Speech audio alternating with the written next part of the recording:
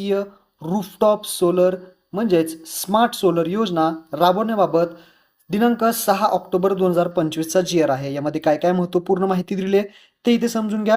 महत्त्वपूर्ण GR नक्की काय सांगतोय, शासन निर्णय काय लिहिलंय ते पहा. शासन निर्णय आर्थिकदृष्ट्या दुर्बल वीज ग्राहकांना छतावरील सौर ऊर्जा प्रकल्प आस्थापित करण्यास प्रोत्साहित करून विजेच्या बाबतीत स्वयंपूर्ण बनवणे तसेच सौर ऊर्जेद्वारे निर्मित ऊर्जेचा घरगुती वापर शिल्लक असलेल्या विजेच्या विक्रीमधून त्यांच्या उत्पन्न आर्थिक स्रोत निर्माण करणे, त्याद्वारे छतावरील ही काही योजना आहे ती राबवण्यास मान्यता देण्यात आलेली आहे.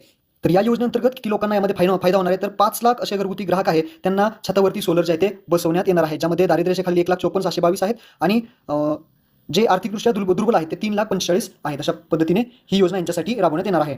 आता यामध्ये तुम्हाला किती पैसे भरावे लागतील ते इथे समजून घ्या. इथे दिलेलं आहे त्यांनी घरगुती वीज ग्राहकांचा गट. आता हा प्रकार आहे, आता हे प्रकार 2 आहेत. पहिला प्रकार आहे तो म्हणजे दारिद्र्यरेषेखाली ग्राहक, जे कोणी दारिद्र्यरेषेखाली ग्राहक असतील त्यांना पहा, ग्राहकाचा हिस्सा जर पाहिला तर फक्त 2,500 रुपये फक्त भरावे लागतील. राज्य शासनाचा हिस्सा जर पाहिला तर 17,500 म्हणजे राज्य शासन देणार आहे आणि केंद्र शासन 30,000 रुपये इथं भरणार आहे. म्हणजे फक्त तुम्हाला 2,500 रुपये भरावे लागतील जे दारिद्र्यरेषेखाली असतील. परंतु दुसरा आहे ज्यामध्ये 100 युनिटपेक्षा कमी वापर जे करतात असे ग्राहक, जे आर्थिकदृष्ट्या दुर्बल ग्राहक आहेत, त्यांना इथे पहा सर्वसाधारण गट म्हणजे ओपन, तर इथे 10,000 रुपये, ज्यामध्ये ग्राहकाचा हिस्सा किती राहील 10,000 फक्त भरावे लागतील. बाकी जे 10,000 आणि हे 30,000 हे राज्य शासन केंद्र शासन देईल. त्यानंतर अनुसूचित जाती यांना पहा 5,000 रुपये भरावे लागतील. अनुसूचित जमाती यांना 5,000 रुपये आणि हा इथे 15,000 30,000 15,000 30,000 अशा पद्धतीने हे 50,000 रुपये इतकी जी काही रक्कम आहे ती अंदाजे त्यांनी ग्राह्य धरलेली आहे आणि त्यानुसार हे काही चार्ट आहे तो बनवण्यात आलेला आहे. म्हणजे अंदाजे ही रक्कम तुम्हाला एवढी 2,500 पासून ते 10,000 रुपयेपर्यंत भरावी लागणार आहे.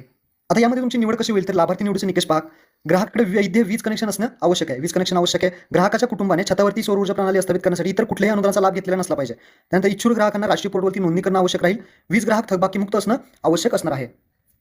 यामध्ये निकष सुद्धा लावण्यात आलेले आहेत. निकष काय आहेत, ज्या वीज ग्राहकांना वीज वापर वर्ष 2025 म्हणजे ऑक्टोबर 2024 ते सप्टेंबर 2025 या जो कालावधी आहे त्यामध्ये 100 युनिटपेक्षा जास्त नसेल असे ग्राहक योजनेसाठी पात्र राहणार आहेत. ही गोष्ट लक्षात ठेवा. आणि फक्त सिंगल फेज वीज ग्राहक या योजनेत भाग घेण्यासाठी पात्र राहतील. दारिद्र्यरेषेखाली सर्व ग्राहकांना प्राधान्याने लाभ देण्यात येणार आहे व दारिद्र्यरेषेखाली ग्राहक वगळता इतर ग्राहकांना सदर योजना प्रथम येणाऱ्यास प्रथम प्राधान्य या तत्वावरती राबवणार. जो अगोदर अर्ज करेल त्याला अगोदर इथे योजनेचा लाभ भेटेल. डिसेंबर 2025 पर्यंत दारिद्र्यरेषेखालील ग्राहकांची संख्या 1,54,000 आणि असल्यास सदर जो कोटा आहे तो 0 ते 100 युनिटच्या ग्राहकांसाठी वळवण्यात अधिकार हा महावितरणला आहे असं सांगण्यात आलेलं आहे. तसेच योजनेचा जर कालावधी पाहिला तर सदर योजनेचा कालावधी मार्च 2027 पर्यंत असणार आहे.